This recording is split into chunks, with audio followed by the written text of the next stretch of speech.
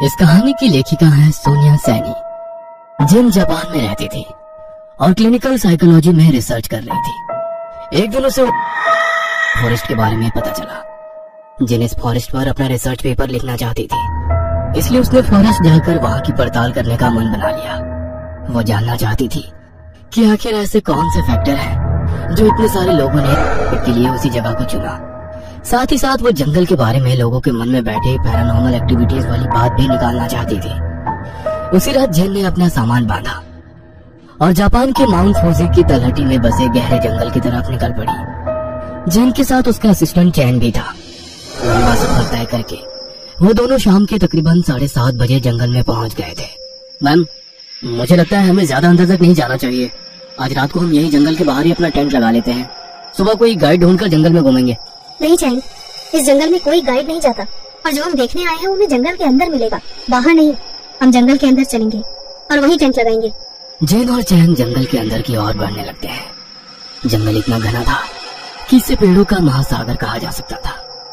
ऊंचे घने पेड़ों से ढका ये जंगल ऐसा था कि पूर्णिमा की रात होने पर भी जरा सी भी चांद छिटक कर अंदर नहीं आ पा रही थी। रात इतनी गहरी और काली भी हो सकती है, इसका एहसास आज पहली बार हो रहा था जैन को।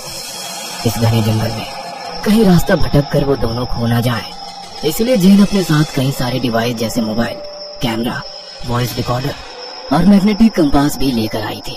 जंगल के अंदर कोई सुरक्षित सी जगह देखने में उन्हें तकरीबन 2 घंटे लगे। 2 घंटे बाद एक झील के किनारे उन्होंने अपना टेंट लगा लिया। जंगल में बहुत अंधेरा है, टॉर्च भी सही से काम नहीं कर पा रहा है। काफी थक भी गए हैं, आज के लिए यही रेस्ट करते हैं। जिन और चैंग अपने अपने टेंट में जाकर सो गए। दिन भर की थकान के कारण कुछ ही पलों में दोनों गहरी नींद में पहुंच गए। कुछ देर बाद जिन को ऐसा लगा जैसे वो कहीं खींची चली जा रही है। कोई शक्ति उसे सम्मोहित कर अपनी ओर खींच रही हो मानो। अंधेरे रास्ते पर अपनी पलकों को बिना झपकाए वो आगे बढ़ती जा रही थी। कुछ देर में वो किसी दलदल नुमा जगह पर पहुंच गई थी। उसके पांव दलदल में धंसते जा रहे थे। खुद को दलदल में धंसता देखकर अचानक ही जैसे उसका सम्मोहन भंग हो गया। अब वो दलदल से बाहर निकलने के लिए छटपटा रही थी। अचानक ही कीचड़ से 2 काले भयानक कंकाल नुमा हाथ बाहर आए और वे उसे और भी तेजी से दलदल के अंदर खींचने लगे। जैन अपनी पूरी ताकत लगाकर बाहर आने की कोशिश कर रही थी, लेकिन एक झटके के साथ उन हाथों ने उसे दलदल के भीतर खींच लिया। दलदल के अंदर जैन का दम घोट रहा था।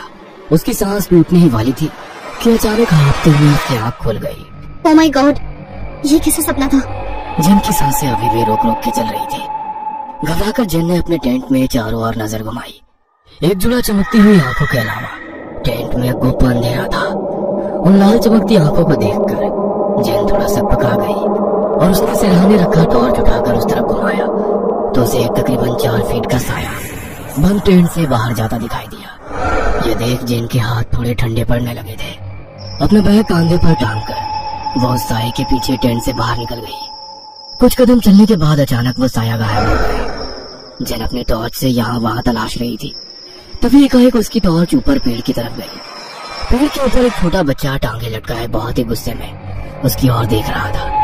बच्चे का पूरा चेहरा सफेद और निष्प्राण था, होठ नीले और आंखें अंदर को धसी हुई थी। जैन की नजर उससे टकराते ही वो बच्चा सीधा जैन के सीने पर कूद गया।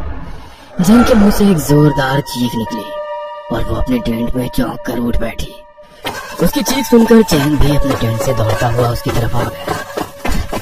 क्या हुआ मैम, आप ठीक तो हैं? कहीं गई थी क्या आप? मुझे बुला लिया होता। नहीं चैन, मैं तो अपने टेंट में सो रही थी। पहले मैंने सपना देखा कि मैं किसी दलदल में डूब गई हूँ। आँख खुली तो मेरे सामने एक छोटे बच्चे का साया खड़ा मुझे घूर रहा था।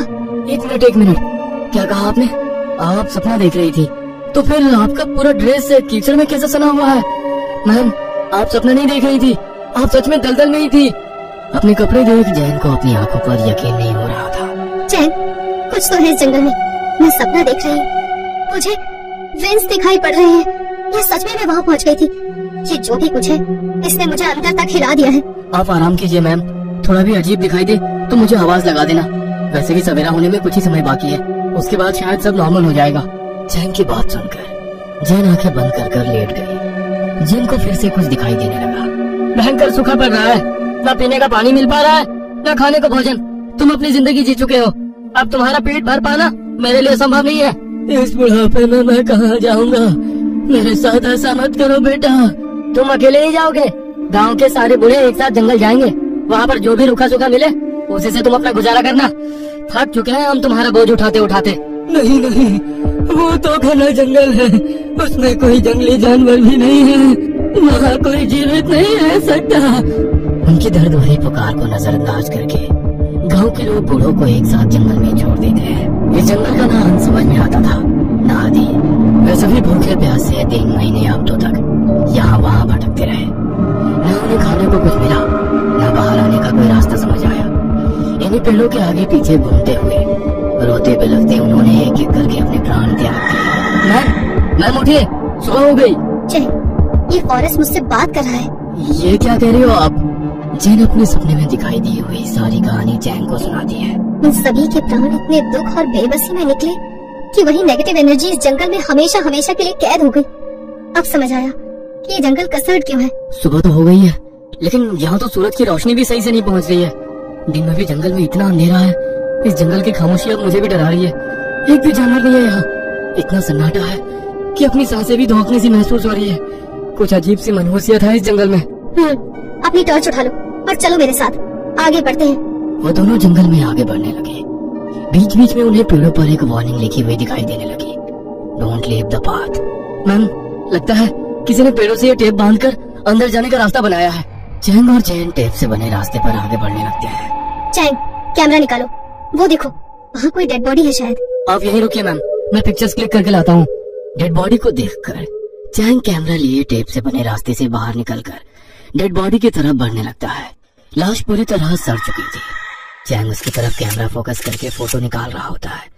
तभी लाश के हाथों में हलचल होने लगती है और लाश अपनी जगह से खिसक कर कुछ दूर पहुंच जाती है। इससे पहले कि चैंग कुछ समझ पाता, लाश का गला सला सा हाथ उसके पैरों को खींचकर उसे तेजी से घसीट कर ले जाता है। चैंग की चीख और पत्तों पर चैंग के घसीटने की आवाज सुनकर जैन घबरा जाती है और चैंग की आवाज की दिशा में भागने लगती है। इस तरह पेड़ ही पेड़ थे, कहीं कोई रास्ता दिखाई नहीं पड़ रहा था। एक जगह पर रुककर जैन अपना माथा पकड़कर जोर से चैन को पुकारती है। अगले ही पल उसके कानों में एक धीमी सी आवाज गूंजती है। जैन घबराकर पलटकर देखती है तो उसके ठीक सामने वही सड़ी गली लाश अपने पैरों पर खड़ी हुई थी।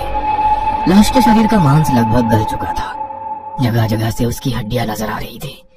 लाश जैन का गला दबाने के लिए हाथ उसकी ओर बढ़ाती है, लेकिन जैन उसका हाथ झटककर तेजी से दूसरी दिशा में भागने लगती है।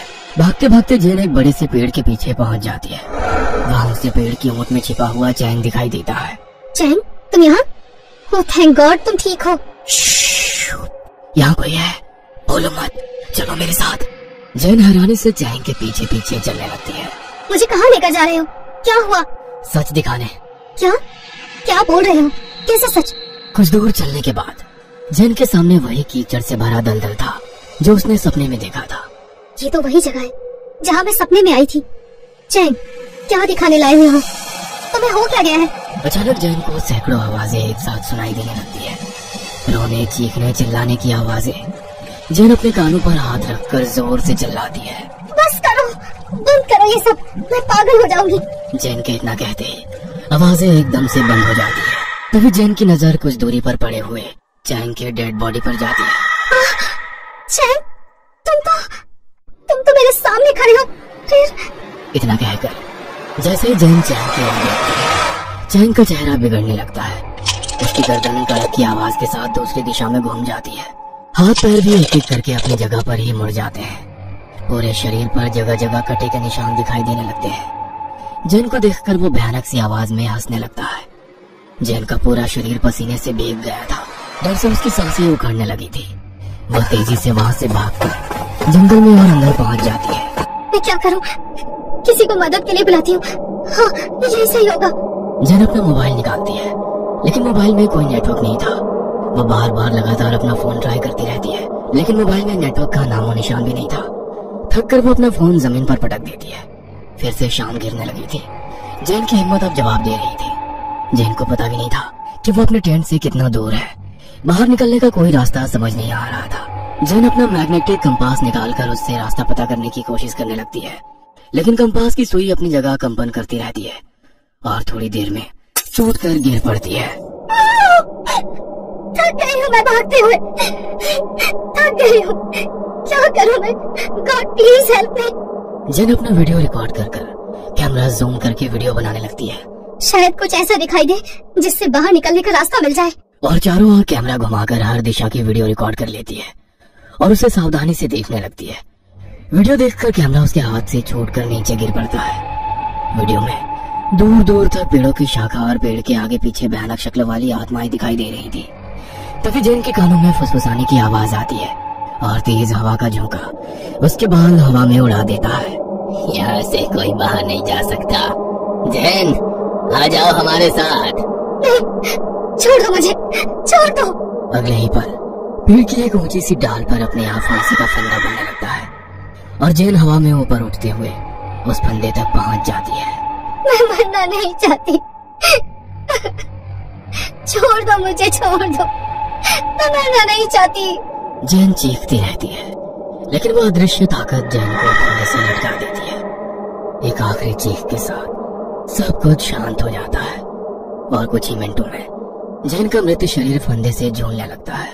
पुलिस के आंकड़ों में फॉरेस्ट के नाम 2 और आत्महत्या दर्ज हो गई थी। कहते हैं जापान के इस जंगल में हर साल तकरीबन 200 लोग कर लेते हैं।